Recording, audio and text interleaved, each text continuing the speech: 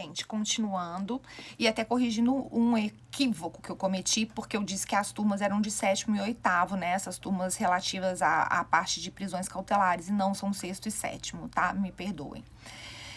Gente, eu vou falar da prisão temporária e vou falar das medidas alternativas à prisão, pra gente fechar por completo essa revisão e essa análise, né, dessa parte relativa a essas medidas cautelares. Bom, falamos então de flagrante, falamos de preventiva, vamos falar da prisão temporária. A prisão temporária, quando a gente vai ler isso mais a fundo, costuma-se dizer que ela veio de alguma forma substituindo uma modalidade de prisão que existia, lógico, na sistemática anterior, até mesmo em dissonância, né, com o que hoje preceitua a nossa Constituição Federal, que era uma figura conhecida como prisão para averiguação. Existia essa figura no Código de Processo Penal, era uma prisão que podia ser determinada pela própria autoridade policial, e naturalmente, isso hoje não consta mais no texto da lei,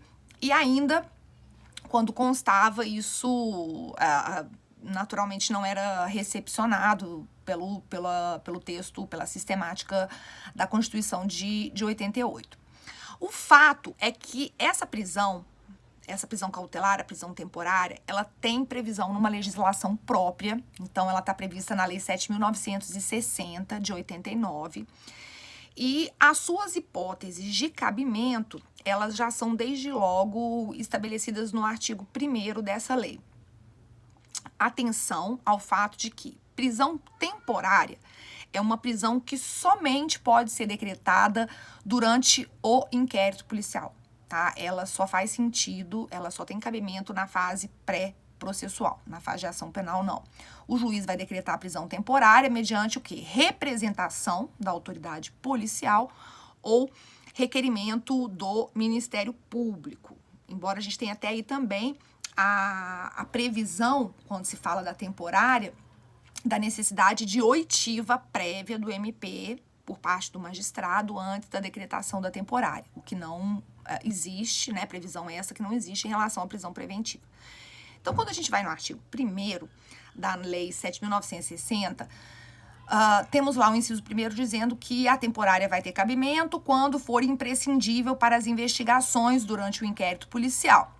Ou seja, quando houver indícios de que sem a prisão as diligências serão mal sucedidas, né? Então, a gente tem aí, na verdade, a hipótese do periculum libertatis, né? Fica clara uma situação de periculum libertatis. Então, é imprescindível para as investigações policiais. Então, essa primeira situação caracterizadora de perigo. Depois, no inciso 2º, fala-se lá quando o indiciado não tiver residência fixa ou não fornecer elementos necessários ao esclarecimento da sua identidade. Também uma outra hipótese que, comprovada, poderá ser caracterizadora do periculum libertatis. Lembra que eu falei na aula anterior, quando a gente falou dessa discussão, né, sobre o cabimento da preventiva quando o sujeito não for civilmente identificado, justamente porque já existe uma previsão aqui em relação à temporária? Pois é, essa aqui do inciso 2º. Então, entende-se que essas hipóteses elencadas nos incisos 1º e 2º seriam hipóteses que, uma vez comprovadas, caracterizariam o periculum libertatis. E no inciso 3º, por sua vez, vejam lá, quando houver indícios de autoria ou de participação em um dos seguintes crimes. E aí fala homicídio doloso, sequestro ou cárcere privado, roubo, extorsão mediante sequestro. E aí nós temos aí uma série de delitos arrolados por esse inciso 3º. Esse inciso 3º, ele na verdade representa o quê? Olha, eu tenho lá, indícios de autoria ou participação em um dos seguintes crimes. Eu tenho fumus commissi delicti. De maneira que, o que a gente entende? O que é o entendimento para fins de decretação de prisão temporária? Eu posso ter a prisão temporária desde que presente o fumus commissi delicti, consubstanciado em uma dessas situações descritas no inciso 3º, combinado com a situação de perigo, ou do inciso 1º, ou do inciso 2º, ou até eventualmente de ambas. Então, eu tenho que combinar tá? Inciso 1º, inciso 2º, retratam situações de perigo, inciso 3º, situação de fumus comicio delicti, tá? Então, eu preciso necessariamente do inciso 3º para decretar a prisão temporária. Bom, depois, na Lei 8.072, na Lei dos Crimes Hediondos, importante a gente fazer uma observação, no sentido de que a gente tem lá uma previsão dizendo que é cabível a decretação da prisão temporária nos crimes de terrorismo, tortura, em todos os crimes hediondos, ainda que não constem do rol supracitado. E aí a gente inclui o crime de estupro de vulnerável, por exemplo, o 217A, que foi criado lá em 2019, né? Foi inserido pela lei, acho que é 12.015 de 2019. Bom, então a gente precisa dessa combinação de fumus e periculum para a decretação da temporária. Qual é o prazo de duração da prisão temporária? A prisão temporária, e como o próprio nome diz, ela tem um prazo de duração pré-estabelecido. A regra é que o prazo é um prazo de 5 dias, prorrogável por igual período, mais 5 dias. E em caso de crimes hediondos e equiparados, o prazo é um prazo de 30 dias, prorrogáveis por mais 30 dias. Findo esse prazo, o sujeito tem que ser colocado imediatamente em liberdade. A não ser que cessou o prazo da prisão temporária, você já tem motivos para decretar uma preventiva, né? Bom, como ela tem prazo, a partir do momento em que esse prazo se escoou e você não tem fundamento para manter o sujeito preso com a decretação de uma preventiva, ele tem que ser colocado em liberdade. Se eventualmente não for colocado em liberdade, quer dizer, não foi expedido o alvará de soltura, fica caracterizada nitidamente a existência do excesso, caracterizado o excesso, e essa prisão acaba se tornando uma prisão ilegal, e naturalmente, prisão ilegal passível de pronto relaxamento. Então, sobre a prisão temporária, basicamente essas são as considerações mais importantes. Vejam, quando nós saímos dessa seara, é importante que nós nos atentemos à questão relativa às medidas cautelares não prisionais, porque até então nós estávamos nos focando realmente nessas medidas de coerção mais direta, né, com a possibilidade da imposição da prisão. Só que, como produto de uma alteração legislativa relativamente recente também, o Código de Processo Penal, lá nos seus artigos 319 e 320, passou a prever, a estabelecer medidas cautelares de caráter penal, caráter processual penal, diversas da prisão, como uma alternativa importante, porque às vezes você precisa de uma providência cautelar, mas não necessariamente que essa providência cautelar seja a prisão. Então, entende-se, a gente fala muito em medidas alternativas à prisão, e segundo o entendimento que ficou consubstanciado como produto das decisões do próprio STJ, entende-se que essas medidas, elas não se submetem aos mesmos requisitos da preventiva, tá? Você não precisa da análise daquelas condições de admissibilidade da preventiva, né? Como a gente falou no vídeo anterior, tem que ser crime doloso, punido. Não.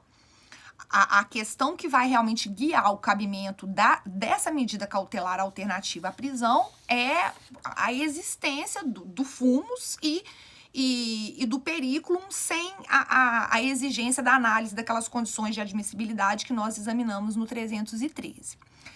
Bom, então a gente conclui que essas medidas cautelares diversas, alternativas à prisão, elas podem ser aplicadas, sim, em caráter autônomo, como uma alternativa, por exemplo, à decretação da prisão preventiva, se elas forem suficientes. E, eventualmente, elas também podem ter uma aplicação vinculada à liberdade provisória, também como uma substitutiva da prisão preventiva, tá? A gente vai verificar que elas vão se pautar realmente naquele binômio necessidade e adequação, e, naturalmente, como sempre, atendendo ao princípio da proporcionalidade, né?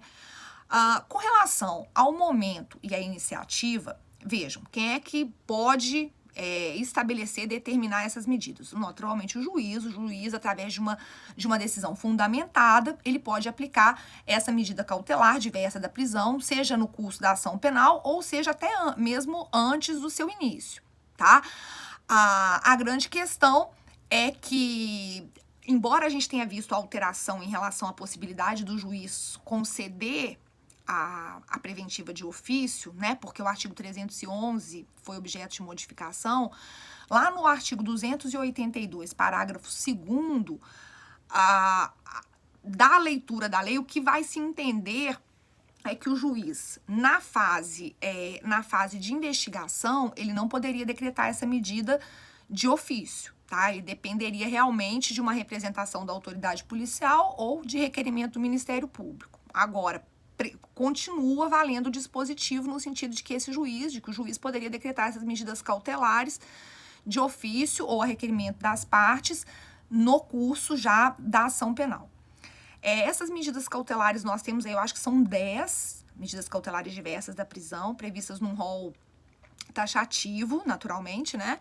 Porque são medidas constritivas, 319 e 320, elas podem ser aplicadas isoladas ou cumulativamente, e quando a gente faz a leitura desses dispositivos legais, temos lá comparecimento periódico em juízo, no prazo e nas condições fixadas pelo juiz, proibição de acesso ou frequência a determinados lugares, proibição de manter contato com determinada pessoa, proibição de ausentar-se da comarca, recolhimento domiciliar no período noturno, tô falando aqui por alto, né?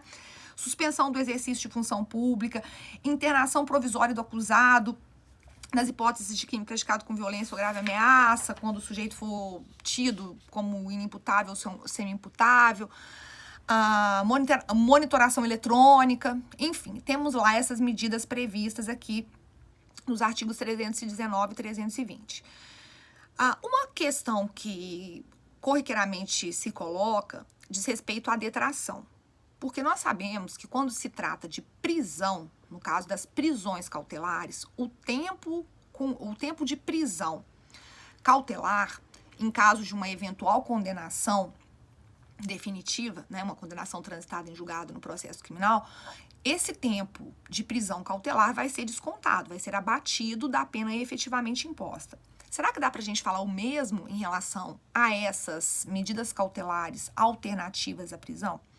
Como é que ficaria essa situação? Vejam só, em relação a isso, o legislador ele foi silente, tá? Nós não temos essa previsão na lei em relação a esse assunto.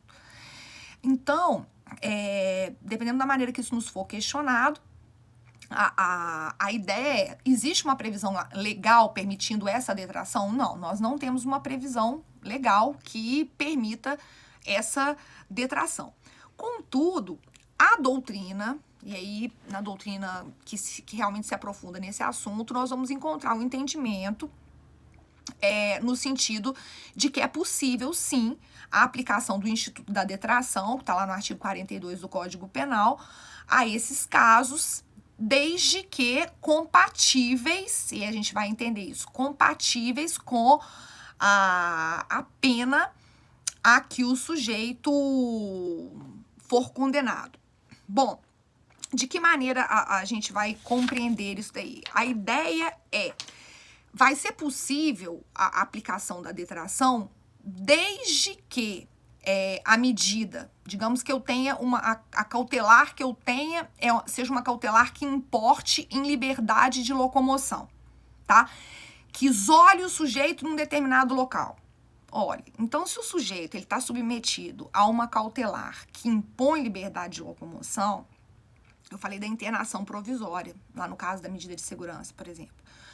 Olha, então, se ele se submeteu a essa cautelar, ao final, quando eu tiver a imposição de uma decisão definitiva, eu poderia conjecturar no cabimento da detração. Do mesmo modo, se eu tenho a imposição de uma medida que é uma medida de limitação de direito, se a pena que o sujeito receber ao final for uma pena restritiva de direitos, eu posso sim fazer essa detração. Eu preciso que a medida imposta seja uma medida que se compatibilize com a apenação que o sujeito vai receber ao final. Lógico que se o sujeito, imagina que o sujeito foi, a ele foi imposto um monitoramento eletrônico. Aí depois o sujeito ele é condenado a uma pena privativa de liberdade. Aí esse tempo de monitoramento eletrônico, aí não dá, né? Porque a natureza realmente é diferente. Mas o que a doutrina vem tentando estabelecer, até para que esse período realmente possa, de alguma maneira, né, ser descontado, é que deve haver uma compatibilidade entre aquela medida imposta e a penação ao final do processo estabelecido. Então vejam ainda que esse artigo 320 que eu mencionei agora há pouco, ele tem uma previsão específica em relação à proibição de se ausentar do país, como uma outra hipótese de medida cautelar diversa da prisão, que é às vezes o que a gente chama de retenção de passaporte, né? O sujeito ele não pode se ausentar do país. E o que nós vamos observar é que o juiz, quando ele recebe, lá no caso na audiência de custódia, quando ele recebe o APF, ele deve verificar, olha, é caso de relaxamento dessa prisão, ou é caso de aplicação de liberdade provisória. Dependendo da situação, a liberdade provisória, ela pode ficar vinculada ao estabelecimento de uma dessas condições, ao estabelecimento de uma dessas medidas alternativas à prisão, tá? E, naturalmente, ele pode ainda, como eu disse a vocês, né, a decretar a preventiva. Então, a gente tem essa possibilidade do juiz, na audiência de custódia, conceder a liberdade provisória com o estabelecimento de uma dessas medidas alternativas à prisão.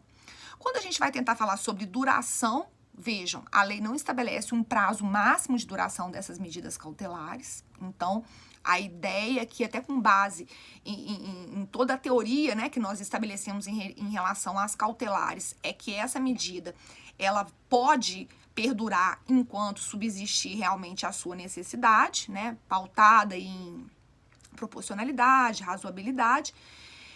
E ainda no que diz respeito ao processamento da medida, é importante nós observarmos que com o advento da Lei 12.403, que é de 2011, que veio realmente estabelecendo essas medidas, fala-se, porque houve a inserção aqui de um parágrafo terceiro no artigo 282, então disse lá, ressalvados os casos de urgência ou de perigo de ineficácia da medida, o juiz, ao receber o pedido da medida cautelar, determinará a intimação da parte contrária. Então, observem que embora alguns até contestem isso, mas fala-se da possibilidade do exercício do contraditório, tá? Porque se não for um caso realmente de urgência ou de perigo de ineficácia da medida, o juiz, ele vai intimar a parte contrária antes de determinar, para que ela se manifeste antes de determinar essa medida. Bom, então essas são as nossas principais considerações. Vencemos assim a temporária e essas medidas cautelares alternativas à prisão, ok? Até a próxima.